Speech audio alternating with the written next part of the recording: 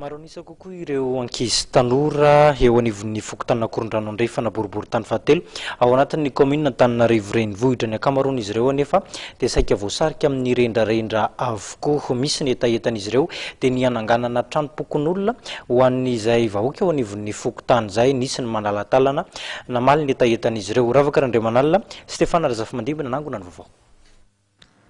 Maro anisa amin'ireo mponina mitotaly 7,740 eto anivon'ny fokontany Korondrano Andrefana boribory tany fahatelo eto amin'ny commune Antananarivo renivohitra no ankizy sy tanora avokoa.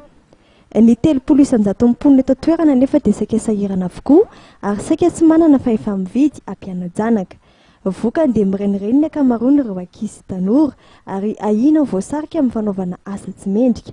Hita taratra fa tsy ampy ny fialambolin'ny tanora etỳ toerana raha ny fanazavana. Misy ny etaetam-ponina amin'ny ananganana trampokon'olona izay nataon'ny mpanao politika Kobakambava fotsiny ihany teo aloha satria tsy nisy na iray tamin'izy ireo no nantanteraka ny fampanantenana.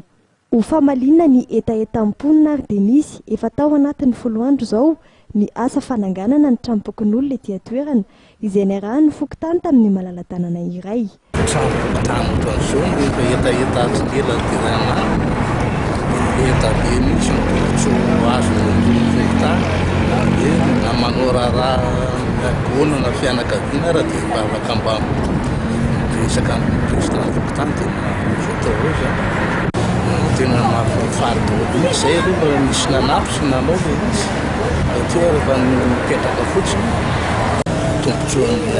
Fokon'olona le ankizy araka le teny anaran'ny ankizy na mahitazaina ny tanora.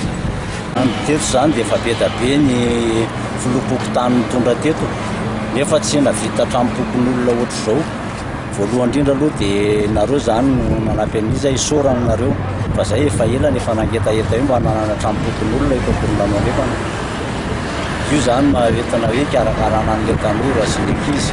Izay ny tena ilaivana an'io satria ny ankizy eto tena be da be mihitsy miparitaka tsy mianatra ka mba mety misy ankizy anona ihany eto an-tanana eto zany afaka mampianatra an'ireny tsy moramora amin'ny trampokon'olona io satria izay tsy ray aman-dreny ety zany tena sahirana be mihitsy an'ilay mampiana-janaka.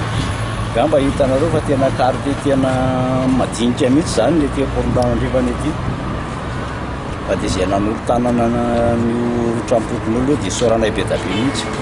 Isan'ny etaetam-pony etỳ toerana ihany koa ny tokony hanamboarana ny tetezan-kazo roa ao atoerana mba ho lasa vy. Ankoatra io, fanirian'izy ireo ihany koa ny tazonana ny kianja malalaka Boulevard de l'Europe izay ny ampahany amin'ny tany dia any olom-pirenena tsotra ary ny ampahany ambiny dia tantan'ny commune Antananarivo renivohitra.